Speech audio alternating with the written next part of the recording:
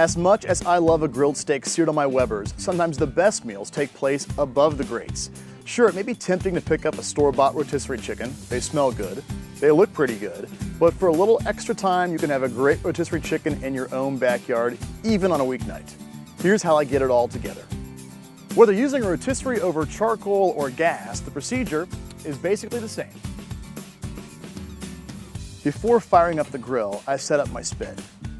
I want my chicken in the center of the grill. To ensure this, I place the empty spit in place with one fork on the far end. I then move the fork to mark one side as a reference for mounting the chicken. With the spit ready, it's time to fire up the grill. Rotisserie chicken uses indirect cooking. In other words, the fire is kept to the sides of the meat. On the summit, I use the two outside burners. On the kettle, I push charcoal to only one side of the grill. Whichever way you go, be sure to use a drip pan. A chicken cooking on the rotisserie will drop a lot of grease. It's important to catch that grease in the pan so as to not gum up the inside of your grill, and more importantly, not create flare-ups. For heat, shoot for medium, roughly 350 to 400 degrees Fahrenheit. Prepping the chicken is straightforward. Take a fresh chicken, about 4 to 5 pounds. You need to cut off the wing tips and any excessive fat. Before mounting the bird on the rotisserie, I like to truss it. Now, trussing the bird keeps the meat together, promotes even cooking, and creates a killer presentation when cooked. There are a number of different ways to truss a chicken. Here's what works best for me. Use what works best for you. Take the butcher twine, put a loop in the middle of it. Wrap the legs together, then bring the twine towards the neck of the chicken.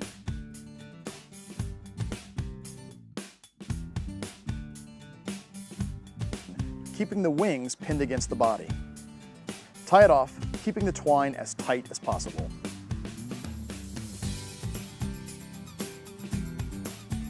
Next, mount the chicken on the spit. Place the spit through the bottom of the chicken cavity and onto the fork we already placed. Take another fork and slide it from the opposite direction. The fork should hold the chicken firm so that once the chicken starts spinning, it stays in place.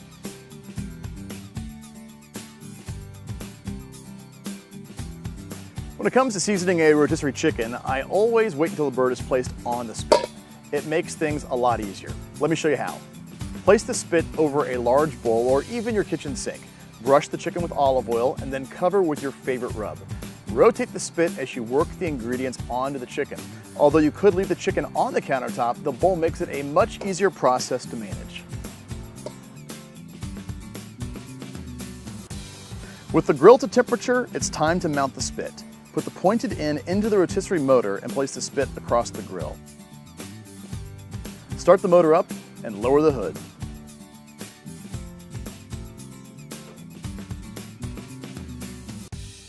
If your rotisserie spit has a counterweight, allow the chicken to rest on the spit in place without inserting the rod into the rotisserie motor.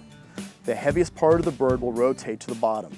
Place the counterweight in the opposite direction. This helps to balance out the chicken, putting less stress on the rotisserie motor. Depending on size, these chickens will cook anywhere from 1 hour and 15 to 1 hour and 30 minutes.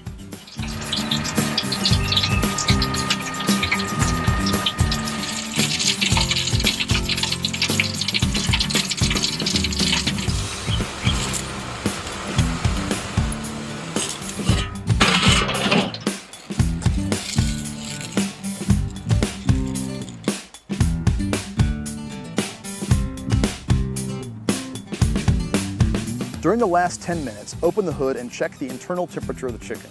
You want 165 degrees Fahrenheit on an instant read thermometer.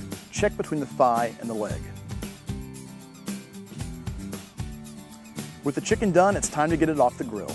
Remember now, the spit is hot, so wear a pair of grill gloves to protect yourself. Stop the motor and remove the spit. With the chicken on a sturdy surface, use either a gloved hand or a pair of tongs to loosen the fork screw. Slide off the fork, then slide off the chicken. For safety, I like to return the spit to the grill to allow it to cool. There you have it, rotisserie chicken. I guarantee after you grill your own, you'll never give one of those store rotisserie chickens a second look. And don't forget, rotisseries aren't just for chickens.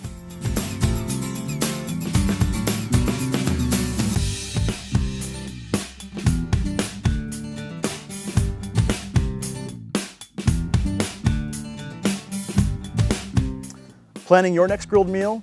Consider giving it a spin.